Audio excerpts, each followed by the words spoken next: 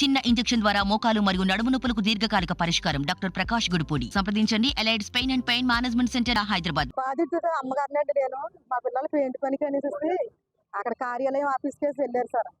వెళ్తే మీరు ఓటు దేనికి వేస్తారా అనేసి పిల్లల్ని ఆఫ్ చేయడం జరిగిందంటండి. కార్యకర్తలు, జనసేన కార్యకర్తలు, మేము జనసేనకి వేస్తామని పవర్ స్టార్ అని చెప్పారంటండి.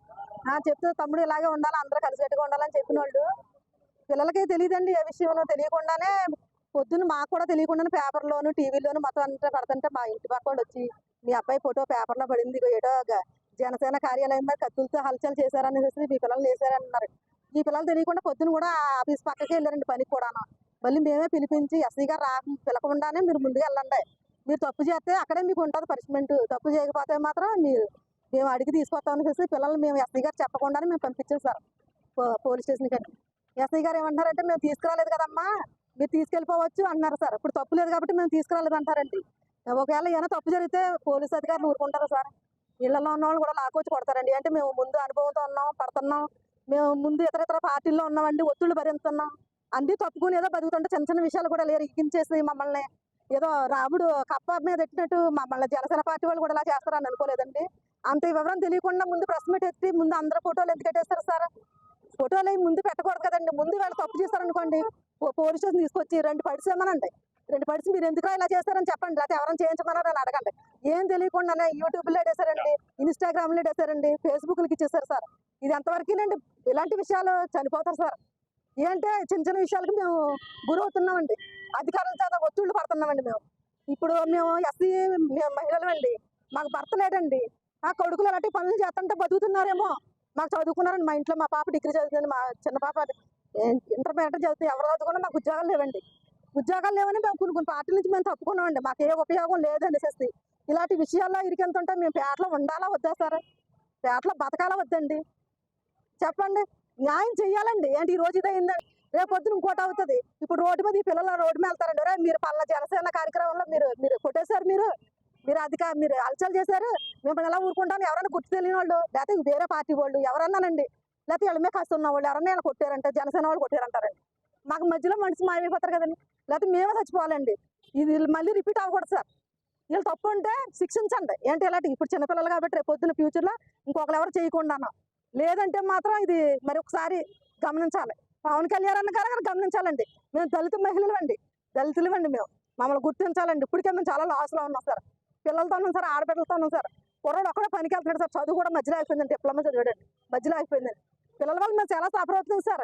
మీకు తెలుసో తెలీదో పిల్లలు తల్లిదండ్రులు మాట వింటలేదు సార్.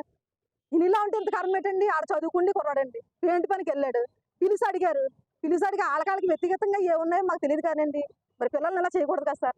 తప్పు లేదు కాబట్టి అండి, మీ తప్పు లేదని పంపించేస్తారండి. ఇప్పుడు పంపించేశారు.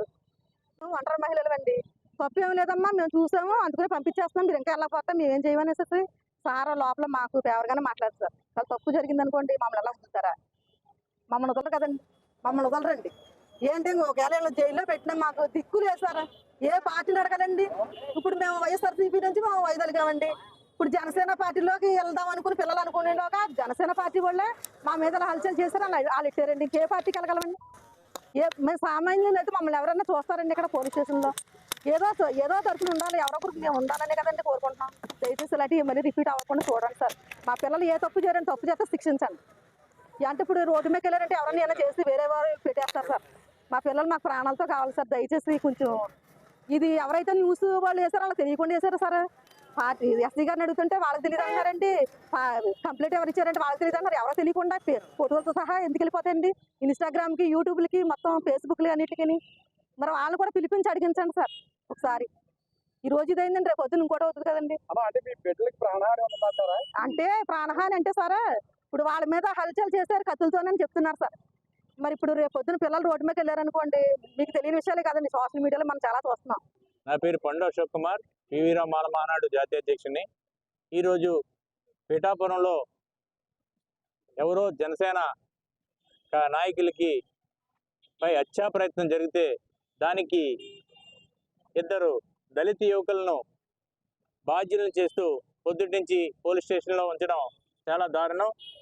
వారు ఏదో కూలి పని చేసుకోవడానికి, చెట్లు నరుక్కోవడానికి కత్తులు పట్టుకెళ్తుంటే వీరే హత్యా ప్రయత్నం చేశారనే భావనతో ఇక్కడ తీసుకొచ్చి ఆ ఫుటేజ్ను జనసేన నాయకులు ఇవ్వడం కూడా చాలా తప్పు. వారికి నిజంగా వారిపై కక్ష ఎవరికి ఉందో వాళ్ళపై ఒక కంప్లైంట్ ఇచ్చి వాళ్ళని అరెస్ట్ చేసే పరిస్థితి రావాలి. కానీ ఇలాంటి చిన్న చిన్న కుట్రలు చేసి తమ ప్రాతినిధ్యాన్ని ప్రాబల్యాన్ని పెంచుకోవడం ఏ పార్టీకి మంచిది కాదు. దళితులపై ఇలా వివక్ష చూపడం జనసేన నాయకులకి, మరి ముఖ్యంగా ఎవరో రాయపాటి శ్రీన్ అనే అతను కంప్లైంట్ ఇచ్చారని తెలిసింది.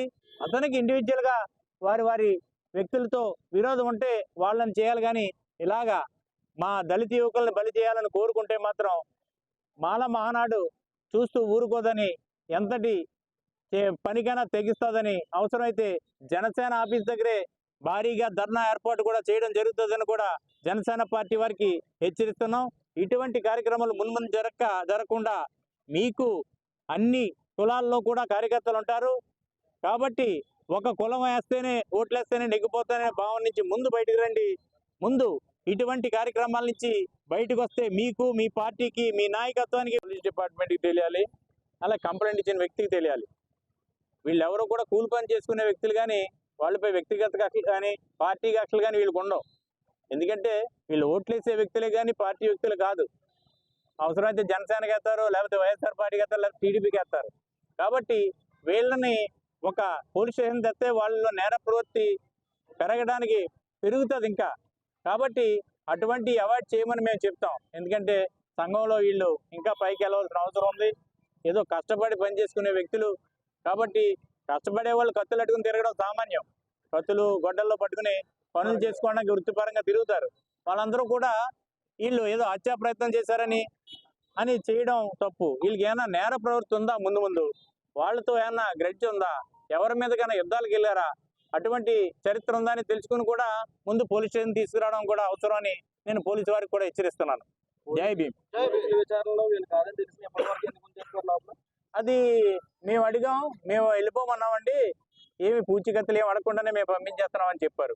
వీళ్ళపై ఎటువంటి లేదు, వీళ్ళు ఏమీ చేయలేదని మాకు నిర్ధారణ అయింది, వెంటనే పంపిస్తున్నాం సార్ అని చెప్పారు. చేసినట్టు పలు పత్రికల్లో, పేపర్లోనూ కూడా వీళ్ళ ఫోటోలు ముద్రలు జరిగిందండి. దానిపై మరి దానిపై మేము 2-3 రోజుల్లో ప్రెస్ మీట్ పెట్టి నిజాలు చెప్తాము. అప్పటి వరకు కొంచెం వెయిట్ చేయండి సార్, అప్పటి వరకు వెయిట్ చేయాలి. ఎందుకంటే వీళ్ళు ఎటువంటి పరిస్థితుల్లో వీళ్ళు దోషులు కాదని మాత్రం పోలీస్ స్టేషన్లో పోలీసులు నమ్ముతున్నారు. దాని మూలంగానే వీళ్ళని ఎటువంటి పూచీకత్తు లేకుండా వదిలేస్తున్నారు. జనసేన నాయకులు అటువంటి అభూత కల్పనలు చేస్తే మాత్రం వాళ్ళ పార్టీకి వాళ్ళకు కూడా భవిష్యత్తు ఉండదని మాల మానాడు తరఫున మేము హెచ్చరిస్తున్నాం. ఎందుకంటే దళితులపై చిన్న చూపు చూడడం వారు మానుకోవాలి.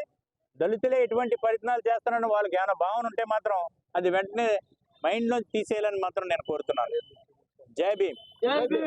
రేపు ఎస్పీ గారిని కలిసి మా యువకులకి ఈ రోజు ఎలక్షన్లో ఈ విషయం అయింది, రేపు వచ్చే కాలం ఎలక్షన్లు కాబట్టి మా యువకులకి ఏమన్నా ఎక్కడైనా సరే మీకు ప్రాబ్లం రావచ్చు కాబట్టి మా వాళ్ళపై ఎటువంటి హాని జరగకుండా చూడాలని రేపు ఎస్పీ గారికి కూడా కంప్లైంట్ ఇవ్వబోతున్నాం. మేము కూడా వాళ్ళు పార్టీ తరఫున ఇచ్చుకుంటే మేము కూడా మా మానమానాడు కమిటీ తరఫున రేపు ఎస్పీ గారికి ఒక కంప్లైంట్ ఇవ్వబోతున్నాం అని తెలియజేస్తాం. మరిన్ని వీడియోస్ కోసం ఛానల్ ని సబ్స్క్రైబ్ చేయండి, లేటెస్ట్ అప్డేట్స్ కోసం వాట్సాప్ ఛానల్ ని ఫాలో చేయండి అండ్ లింక్ డిస్క్రిప్షన్ లో ఉంది.